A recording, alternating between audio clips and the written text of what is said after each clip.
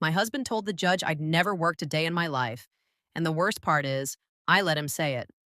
I sat in that courtroom in a gray suit I'd bought for the occasion, hands folded, while Daniel Ashworth, my husband of 11 years, looked the judge dead in the eye and said his wife had no income, no assets, no real skills outside the home. His lawyer smiled. My lawyer didn't object, and I didn't say a word, because 3 years earlier, I had built something Daniel didn't know existed, and I wasn't ready, not yet, to let him find out what it was worth.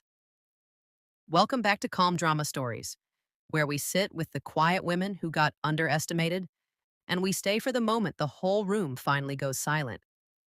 If this one feels close to home, that's exactly why you're here. Settle in, drop a comment if it hits something real, and subscribe before we start. You won't want to miss where this one lands. Let me take you back to where it actually started because the courtroom wasn't the beginning. It was the ending of something that had been dying slowly for years. My name is Renata Cole, Ashworth back then, and I married Daniel when I was 26. He was a partner at a mid-size investment firm in Millbrook, Ohio, the kind of small city where everyone who matters knows everyone else who matters. And the Ashworth name had mattered for 3 generations. His father had run the bank. His mother chaired the hospital gala. Daniel grew up being told he was exceptional, and he believed it the way some men believe the sun rises because they personally requested it.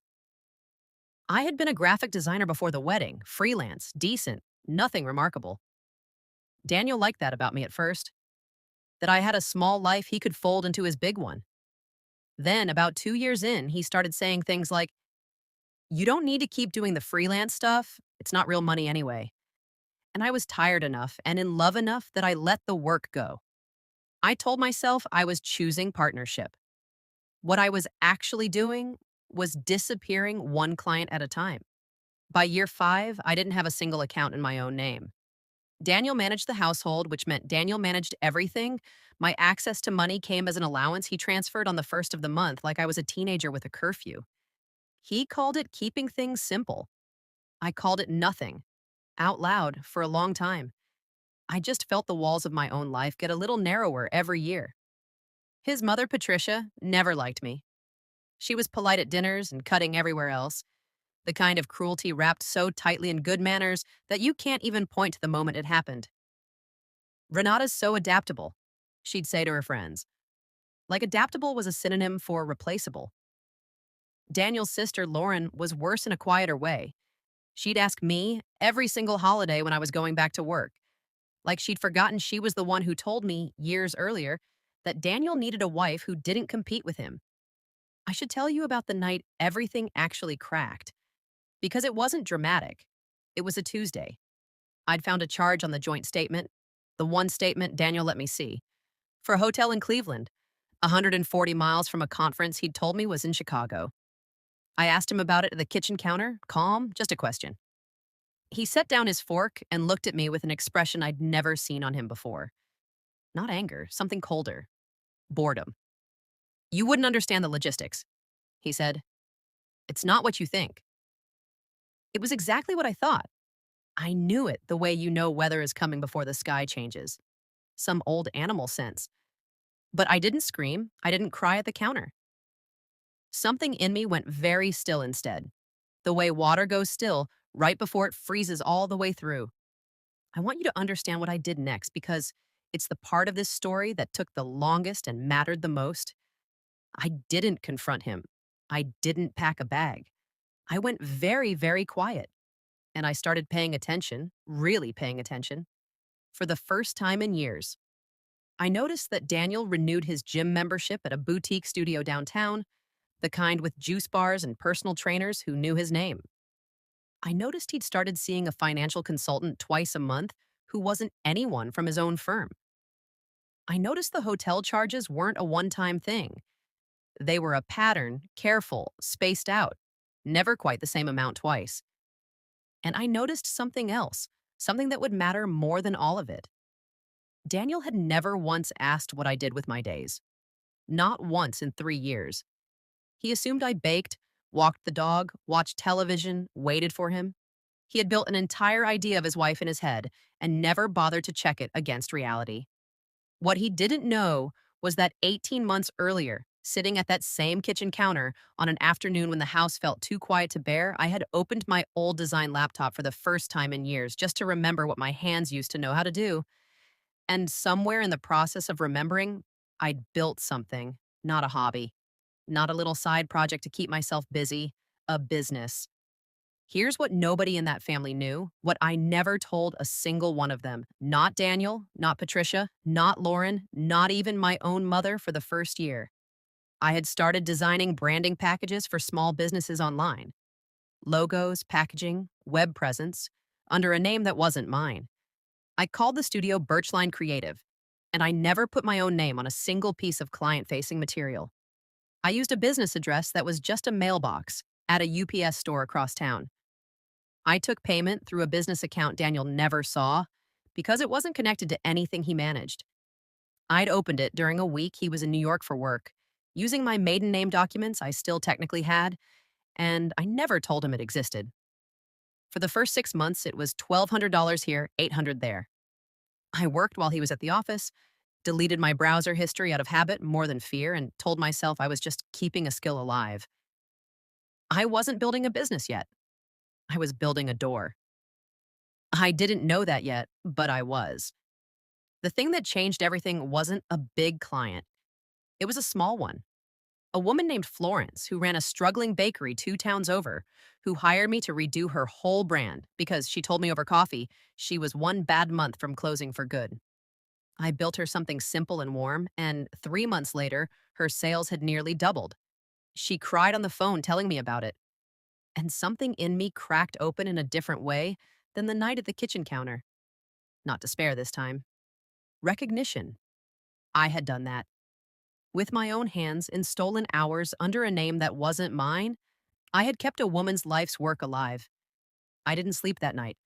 I sat in the dark of my own home, thinking about how many other Florences there were. Small business owners in small towns who couldn't afford the agencies in Columbus or Cleveland, who needed someone who actually cared whether they survived. By morning, I had a plan written on the back of an invoice. Not a side hustle. A studio. Real, scaled, built to last. I want to tell you about the one person who knew, because every story like this has someone who sees you before anyone else does. My Aunt Dolores, my mother's older sister, 71, sharp as broken glass, lived 2 hours away in a town called Wren's Hollow. She'd never liked Daniel, never said so outright, but she used to call me every Sunday just to hear my voice, she said, though I came to understand it was really to check on me without ever asking the question directly. When I finally told her about Birchline, about the clients, about Florence's bakery, she went quiet on the phone for a long moment. Then she said something I've never forgotten. Renata, a woman who can build something out of nothing, doesn't belong in a house where she has to ask permission for gas money. She didn't tell me to leave Daniel. She never once said his name with venom. She just kept asking every Sunday what I was building, and she listened like the answer actually mattered. A few months later, an envelope arrived in my UPS box. Not at the house, she knew better than that, with $3,000 in it, her own retirement savings, with a note that said, "Use this to make the business real. Don't argue with an old woman who's made up her mind. I called to refuse it." She hung up on me. I kept that money in a separate account and didn't touch a dollar of it for over a year because some money isn't for spending. It's for remembering whose hands it came from. On one of those calls, almost as an aside, she mentioned she'd been getting her affairs in order, a phrase older people used to mean something heavier than they let on. She said she'd left instructions with her lawyer about some property she owned outright, a small commercial building in Wren's Hollow she'd inherited from her own mother decades earlier, currently rented out to a hardware store. I told her not to talk like she was going anywhere. She laughed and changed the subject. I should have listened harder. That building would turn out to be the hinge the rest of this swung on, but that was still 2 years away. 3 years into Birchline Creative, the studio had 11 employees, real offices above a bookstore in downtown Millbrook, far enough from Daniel's usual paths that he never once walked past it, and a client roster that stretched into 4 states. I had done something most people would call strange. I stayed completely invisible. No public bio with my married name attached, No interviews, no social media under my real face. I told everyone, including myself, that it was strategy, building quietly before going public. The truth was harder than that. I didn't want Daniel to find out by accident and be impressed. I wanted him to find out the way he was about to, on someone else's terms entirely after it was already too late for his opinion of it to matter. There's a difference between those two things, and the difference is the whole story. The only loose thread connecting my old life to my new one was something small and stupid. A credit card Daniel had added me 2 years earlier for emergencies, tied to an account he managed entirely. I almost never used it. I'd forgotten it even still had my name on it. That forgotten card, the one whose statements I never looked at because they went straight to Daniel's email, was the door I'd left unlocked. And someone had noticed it before I did. My bookkeeper found it. Her name was Tasha, sharp, careful, the kind of meticulous that makes you sleep at night. She'd been consolidating all of Birchline's financial records, mine and the company's, onto one platform, and she flagged something on a Thursday afternoon, sliding a printout across my desk and tapping a column with her pen. "This card," she said. "It's not company related, but it's linked to your SSN through an old joint account. There's been activity, small charges, regular, going back almost 2 years." I looked at the dates. My stomach went cold in that specific way that has nothing to do with fear of being caught and everything to do with the fear of finally understanding something you'd been avoiding. 200 here, 300 there. Never the same amount twice. Never enough to flag a bank's automated systems. The charges weren't mine. I asked Tasha the only question that mattered. Who had authorization to use that card? She'd already pulled it. A secondary user, added years earlier, a name I hadn't thought about in a long time. Lauren Ashworth Pierce, Daniel's sister. I sat with that for a long minute. Lauren, who'd asked me every holiday when I was going back to work. Lauren, who I now understood, had been quietly siphoning small amounts off a card with my name on it for 2 years, betting, correctly, for a long time, that the wife who didn't work would never look closely at money she didn't think of as hers. The total was just over $26,000. It wasn't the number that made my hands go cold. It was the patience of it. Someone had been reaching into my life a little at a time, careful never to take enough to be noticed, counting on the fact that I'd never check. I asked Tasha the only real question left. Where was the money going? She shook her head. That part I can't see from here. So now I had a thread, and pulling it meant looking directly at a part of my marriage I'd been deliberately not looking at for years. My first move was simple. I called the bank to remove myself from the card entirely. It was not simple. The account had been opened years earlier under one of those for the household agreements Daniel insisted on, with both our names listed as primary holders and a clause buried in the original paperwork. Removal of either party required both signatures notarized. I could file a dispute on individual charges, the rep told me, but the card itself and Lauren's access to it would stay live until Daniel signed off. I hung up and sat very still in my office above the bookstore. I want you to understand, I had not been careless. I had spotted the problem, moved the same day, done everything a careful person does. And it didn't matter.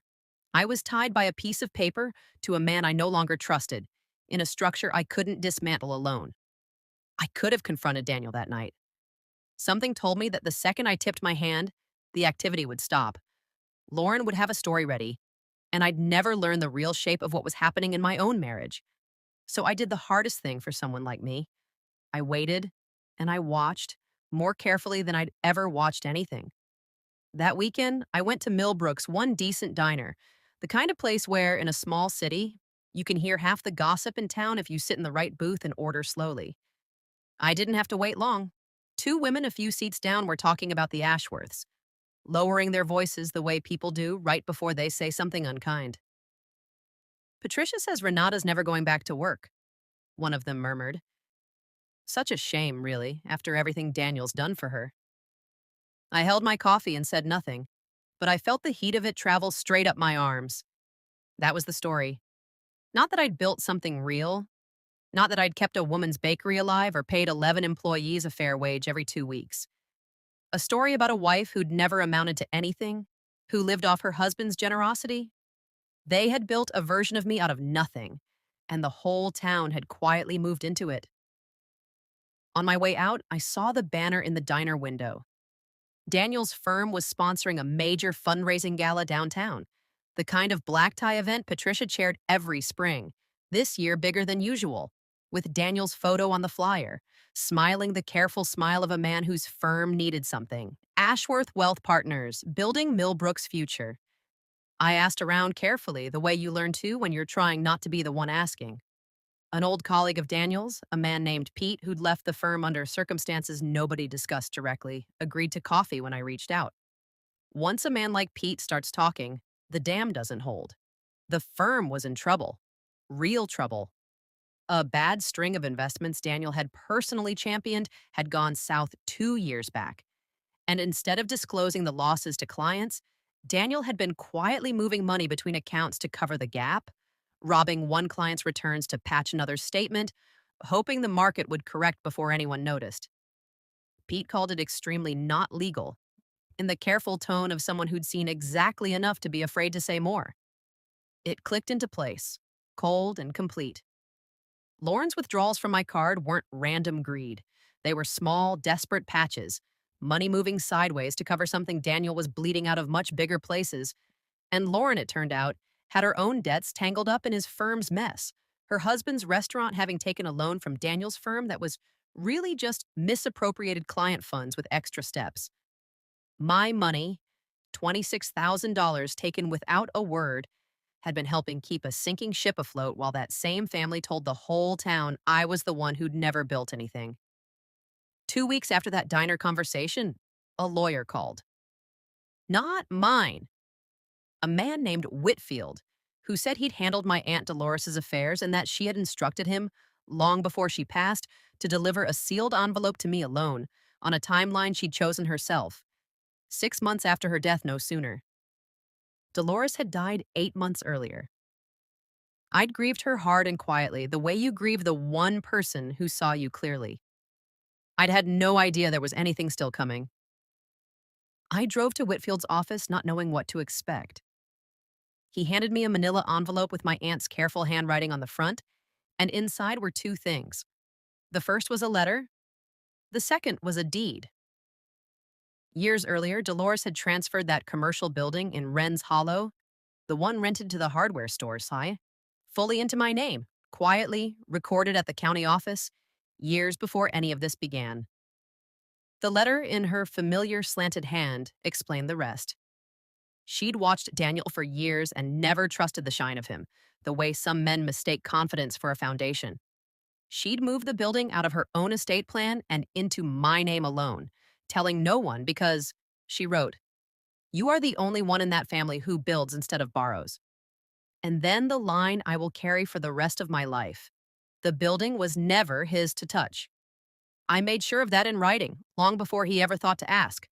I sat in that office holding a 30-year-old deed, and the map of the whole situation rearranged itself in my mind. Here's what I'd learned, quietly from Pete, and from my own lawyers in the weeks since. When a firm like Daniel's runs out of road covering its losses, and a major client finally demands an audit, the firm's working capital often gets tied up, frozen, scrutinized, sometimes seized, and any collateral the partners have personally pledged against business loans gets pulled directly into the mess. I asked my lawyer the question slowly to be sure I understood.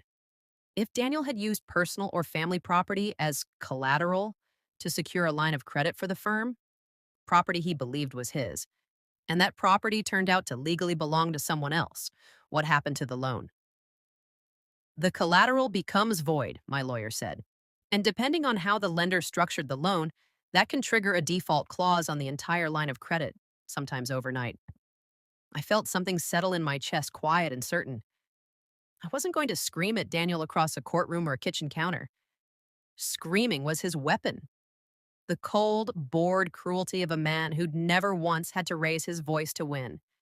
I was going to do the built thing. I was going to find out, quietly, whether Daniel had pledged Dolores's building as his own. And I had a strong, sick feeling that I already knew the answer. It took my lawyers 11 days of digging through public filings to confirm it. Daniel had, in fact, listed the Wren's hollow property as personal collateral on a business line of credit 2 years earlier. Oh, the same line of credit, it turned out, that had been quietly propping up his firm's losses ever since. He had pledged a building that legally belonged to his wife, believing, the way men like Daniel always believe, that whatever was nearby was simply his. But here's where it got complicated, and where I learned something that almost made me laugh out loud in my lawyer's office. Daniel's firm was actively shopping for a quiet capital infusion to cover the gap before the bigger client audit hit. And Lauren's husband, Marcus, the restaurant owner with his own debts tangled into the mess, had been quietly trying to broker a deal to buy into the firm himself, positioning to take over Daniel's book of business when things collapsed. He wasn't trying to save Daniel. He was circling, the way people do when they sense weakness in someone they've spent years pretending to admire. Marcus didn't know I existed in any of this. He thought he was negotiating through an intermediary with some outside investors sniffing around distressed assets. He had no idea the investor he was quietly trying to outmaneuver was his own sister-in-law, the one he and Lauren had spent 2 years stealing from in small, careful increments. I told my lawyers one thing: get the collateral resolved on paper, formally, before anyone else touches it. We filed the documentation establishing my clear, prior, recorded ownership of the Wren's Hollow building. Not to attack the firm, just to establish the truth before the chaos made it harder to prove. It took 4 days to process. Once it was done, Daniel's line of credit had a hole in it the size of the only thing he thought was solid. I started hearing things the way you do in a small city, through people who didn't know I was listening. Clients calling the firm and getting no answer. A retired school teacher who'd put her pension into one of Daniel's funds, telling a friend she couldn't reach anyone. Patricia, I heard, had started fielding calls personally, smoothing things over with the same practiced charm she'd always used on me. Daniel's answer to a city starting to doubt him was exactly what you'd expect from a man who'd built his whole identity on appearances. He didn't cancel the gala. He doubled down on it, turned Ashworth Wealth Partners, building Millbrook's future into a night where he'd personally reassure every major client that a significant new partner was finalizing an investment that would stabilize the firm completely. Patricia helped him plan it. Lauren, smiling for the photographer, helped pick the flowers. I read about the final guest list online 2 days before the event and felt every piece lock into place. Daniel was about to stand in a ballroom and promise a room full of frightened people that a mystery savior was coming. He was right that someone was coming. He had no idea who. The Millbrook Grand Hotel ballroom was strung with the same warm gold lighting Patricia always insisted on, the kind that makes everything look like money, even when it isn't. I walked in 15 minutes after the program started, in a plain navy dress I'd bought specifically for that night, and I watched the room recalibrate around me the way a small city does when the woman everyone's heard about walks through a door she wasn't expected to walk through. I heard it travel in whispers. That's Renata, Daniel's wife. What's she doing here alone? Daniel found me near the bar before I'd even set down my coat. His face did something I'll remember for the rest of my life.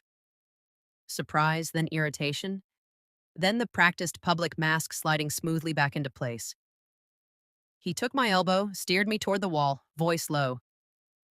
This isn't the place, Ren. This is for clients. I looked at him. 11 years. And he was still trying to manage which rooms I was allowed in. You're going to want me in this one, Daniel, I said quietly. So is everyone else here. Across the room, I watched Marcus notice me, watched the color drain slowly out of his face as he started doing the math. He at least had a guilty conscience sharp enough to see it coming before anyone else. He reached me before Daniel decided what to do, steering me gently toward the edge of the room, a smile stretched too tight. The investor, he said under his breath, the one who picked up the building filing this week. That's you, isn't it? I didn't answer. I didn't need to. He started talking fast the way people do when the floor starts moving. We could handle this quietly, he said. No need to make a scene in front of everyone. No need to drag the family through it. Name a number, Ren. We can fix this quietly, just us. Quietly. He wanted to fix quietly the exact thing he and his wife had spent 2 years doing quietly to me. I told him I'd give him my answer in front of everyone, same as I'd give Daniel. Then I walked toward the stage, and he didn't follow because there was nowhere left to steer me. Daniel took the microphone exactly on schedule, all warmth and confidence, telling the room the firm was not just stable, but poised, that a serious new partner had quietly come aboard, someone who shared his vision for Millbrook's future, someone who would be formally introduced that very night. The room applauded, relieved. The retired school teacher pressed a hand to her chest. He gestured grandly toward the side of the stage, expecting some sharp-suited stranger to walk out. I stood up instead. The applause died in pieces as the room realized where I was headed. "Renata, sit down," Daniel hissed as I climbed the 3 steps. "This doesn't concern you." I took the microphone gently out of his hand. He was too stunned to stop me. "My name is Renata Cole," I said, my maiden name, deliberately, into a room that had spent years calling me Daniel's wife and nothing else. "Most of you know me as someone who doesn't work. I'd like to introduce myself properly. I'm the founder of Birchline Creative. Last year, we did just under $4 million in revenue across 4 states. And as of this week, I'm also the legal owner of the property your firm has been using as collateral on its largest line of credit, a fact your firm's filings somehow never caught." You could have heard a pin drop, and then the room exhaled all at once, a low, rolling murmur. Daniel's face went the color of paper. In the third row, I watched the retired schoolteacher lean forward, gripping her purse. Daniel grabbed for the microphone and missed. "You think you can come in here and—" I didn't raise my voice. I didn't need to. I'd brought a folder, and I set it on the podium and opened it, calm as a Sunday morning, and let him burn himself out into silence. "Let's talk about what this family gave me," I said when he stopped for breath. I held up the first page. "For 2 years, a card with my name on it was used without my knowledge by Lauren Ashworth Pierce, totaling just over $26,000. Heads turned toward Lauren, who had gone the color of paste. I held up the second page. "Here's the line of credit currently propping up this firm. The collateral listed includes a commercial property in Wren's Hollow.